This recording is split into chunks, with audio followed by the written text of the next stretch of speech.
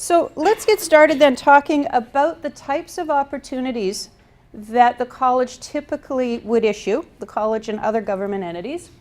And probably the most common one is the ITQ, or the invitation to quote. And some of you may have participated in those either with the college or with other organizations. So an invitation to quote is usually done for goods.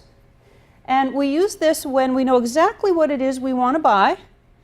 And really, we're looking for the lowest price that meets the specifications. We use an ITQ. Okay? It doesn't work as well for services because there's so many different ways that you might be able to deliver services, but works really well if we're buying goods.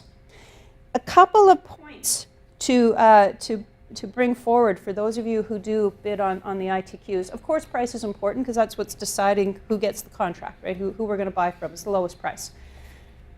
But what I've seen happen in the past is there are invitations to quote where somebody gives us a product that does not exactly meet the specifications. And this can be problematic because our obligation, the college's obligation, is to award to the lowest price that meets the specs. So if you have something that is close and you're not sure if it would be considered an equivalent or if it would be acceptable, really good idea to ask the question of the contact person for that ITQ. Would this product be considered an equivalent? Would it meet your specifications? And then you get an answer before you've gone through the process of bidding. If you don't ask the question and then you give something that might not meet the specs, we're not going to be able to award to you no matter what your price is, because you didn't meet the specifications, and that's an obligation that we have to award it to the bidder the lowest price that met specs. So ask the question. It does yourself a favor to do that. Okay. Another price-based process is called the invitation to tender, an ITT. This one is also awarded to the lowest price that meets specifications, but it's usually a more formal and complex process. So think of it in terms of construction. ITTs are very common for construction jobs, where the specs can be quite detailed. And again, lowest price that meets the specs. Often it comes with a public opening and such. We don't do the ITTs very often. But if you looked up on BC Bid at any given time, you'd see a few. Okay. The request for proposal, we're going to be talking about that in more detail here in a moment. But this is used when price is not the only factor we want to look at.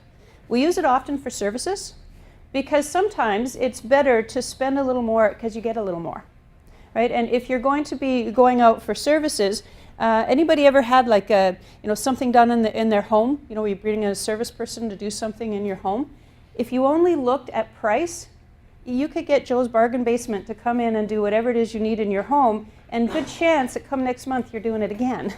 And so that's the theory behind using the RFP. Is that yes, price is important, but we also want to look at how experienced vendors are and what their approach might be, and so we would use an RFP process for that. Okay. And then a request for qualifications. We're going to begin talking about that in more detail in a little while. But this is used to develop a list of qualified suppliers. And then we're going to do something with that list afterwards. And we'll talk later about what the options are and how that might look. Okay? So these are typically the competitive processes that any government agency will use. Keeping in mind, they sometimes call these things different things. Don't get hung up on the titles. This is what you'll see VCC using, these titles, but other organizations might use different titles. But as we go through the details of what each one means, as long as you're able to read it and figure it out, what is it they're doing? Are they developing a list? Are they evaluating more than just price? Is this a price-based process? They can call it whatever they like. You'll know what it is. Okay. There are other types of postings, though, that you might see. And these are not competitive processes. These processes are not intended to enter into a contract or to buy something from a particular vendor. But they're valuable all the same. So we start off with a notice of intent. So an NOI, this is used when the college wants to direct award something to one particular vendor. We don't want to go out to competition because we only know of one vendor who is able to provide the goods or services. So why go through the whole competition process if there's only going to be one bidder anyways? So with the notice of intent, what we are doing is making sure that there's nobody else out there. The policies at the college allows us to direct award when there's only one vendor, but the policy says you have to strictly prove it. Now, one of the ways we could strictly prove it is, let's say we were buying something that had to be a certain make and model of something, and there was only one authorized reseller of that product in the Lower Mainland. Okay, you get that confirmation from the manufacturer, and there you go. We have proof there's only one vendor that we can buy this from. Reality is, though, most of the time when there's only one vendor, we don't have that kind of definitive proof. It's just the only one we know of. So now we have to go through a process to prove, are we right or not right? And that's what the NOI does. So the notice of intent will get posted on the BC Bid website, and it will say that the college intends to award a contract to, it's going to tell you who it's to, it's going to tell you what it's for, usually not very detailed, a sentence or two. It's going to tell you what we're buying and how much. That's going to be in there as well. And we're going to tell you why we think this is the only vendor who can do it for us. Okay? And sometimes it might be because of their qualified staff or because this is a unique service and they have experience doing it. Sort of those types of things are going to be the reasons that'll be listed up there. And then it's going to have a contact person, and it's going to welcome challenges. So basically what we're saying is that if you are an organization or an individual who can provide the same thing, if you've got whatever the reasons were we wanted to direct award, that fits you as well, and you can do it for the same or better price, then you're welcome to challenge the NOI. So when a challenge comes in, I always encourage the college to meet with the vendor who's challenging, because the NOI is like maybe a page tops, very little information in it. And I find that the meeting can be really helpful for the vendor to get a better understanding of what we're buying, and for us to learn a little bit about them, because obviously we didn't know about them.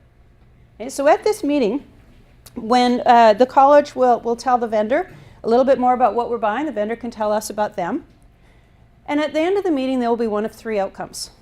Outcome number one is that the vendor might say, okay, now that I know more about what you're buying, I don't think we can do it. Or if we had to go to competition against the vendor that you're going to direct award to, we probably wouldn't win it. And the vendor might decide to withdraw. And they can do that, that's fine. And which means we can go ahead with our direct award if there were no other challenges. Another thing that could happen is once we've had our discussions about you and you about us, that maybe the college realizes, I guess there is more than one vendor out there. We have the vendor we're going to direct award to, and now we have this challenging vendor. We now have two that we know can do this, and then we're going to go out and issue a competition. Might be an invitation to quote, might be an RFP, depending on what we're buying, but we're going to go to competition, which means that the initial vendor we're going to direct award to and the challenging vendor will now have an opportunity to compete. And depending on the dollar value, there might even be more than that get involved in it. So that could happen. So it doesn't mean the challenger gets the contract, it means you get the opportunity to compete for it. Now the third option that can happen is that the vendor, the challenging vendor, thinks that they can provide the goods or services, but the college does not agree. Now when that happens, the decision is the college's at the end of the day. They decide whether or not a challenge is successful. And in those circumstances, the college might say, thank you for your challenge, it's been deemed unsuccessful because. They're going to tell you why, what it is that as a challenging vendor you were missing. And other times the college might not think that you would be successful in a competition, but that's not for us to say. We'll run the competition and the chips will fall where they do. So that could happen as well under those circumstances. The college would decide though. They do have that right for final decisions on challenges. So the notices of intent then, when they come, if it is something that you think your organization can do, you've got all the qualifications listed in that NOI, you've got the ability to do it, I recommend that you challenge. That's what it's there for. And I know one of the big concerns from the vendor community is, yeah, but if I challenge, is that going to get somebody upset and then now they're not going to want to do business with me anymore? And the answer is no. We don't blackball vendors or anything like that. Keeping in mind the purpose of the NOI is to find out who else is out there. And so if you can do it, you should challenge, whether it's VCC's NOI or anybody else's. That's the purpose of the NOI. Okay. Any questions on that one? Okay. So requests for information. These are also, they're posted on BC Bid. Now the RFI, this is one of those that you'll see this title used for all sorts of different things, but how the college uses it. The request for information is not a competition. It is simply a market research tool. So what often happens is that the college wants to buy something, but we don't have enough information on what's available in the marketplace. And the people who have that information are the vendors that are in that market. They know. Challenge is, though, if we were to go to one of those vendors and knock on their door and say, hey, can you help us with our specs because we want to run a competition, that means that that vendor is now ineligible to bid on that work because they were involved in the development of the competition, the specs for the competition. So you can't be both involved in writing the competition and then to be a vendor participating in it. So a lot of times there isn't a vendor who's interested in helping us write our specs if it means that they can't have an opportunity to do the work, right? Because that's what they would prefer to do, is they actually doing the work or providing the product. So the RFI solves the problem for us. We post on BC Bid, here's what the college wants to do, and we ask a bunch of questions. Can you tell us about this? Can you give us information on that? You know, and this is from the vendor community. And now as a vendor, if this is your business, you can respond to the RFI and give us any information you like, and it will have no bearing on your eligibility for any competition that might result. Okay? So you can submit whatever you want. And if you do not participate in the RFI, you're not disqualified from participating later. You could later, that's fine. So it makes you think, you know, and putting together that information takes you some time. If I'm not going to get a contract out of it, why would I want to do that? Why would I want to spend that time? I mean, I'm pretty busy. I got lots of other things going on in my company. And the answer to that is that if you do not, your competition might. And then whatever the college ends up doing for a solicitation, their RFP, their ITQ, whatever it is, might suit your competition better than it does you. So participating in an RFI can be really helpful. It gives us information about what your organization can offer. Now, having said that, there's a couple of caveats to an RFI. You do not want to send proprietary information, okay? Information that you own that you do not want shared.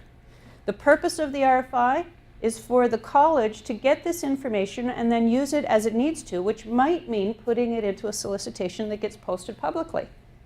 So you need to understand, if you're going to, anything you submit on the RFI, that information belongs then to the college, and they can use it in a public solicitation if they choose. So don't send us anything that you can't do that with.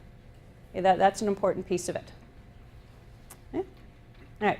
And your RFI information that you send, usually the RFIs have specific questions. Good idea if you answer those questions, but if there's other information that maybe we didn't ask or that you think would be helpful, feel free to send it. You send us whatever you like. Some RFIs will ask for pricing information. Keep in mind that when that happens, it's not quotes. We're not asking you to quote on your products. What we're doing is trying to get an idea of costs for budget purposes so that we can develop budgets. What can we afford to do? Okay. That's what it is in an RFI. Now, in an ITQ, of course, it's much different. We are asking for firm pricing. In this case, it's for information purposes.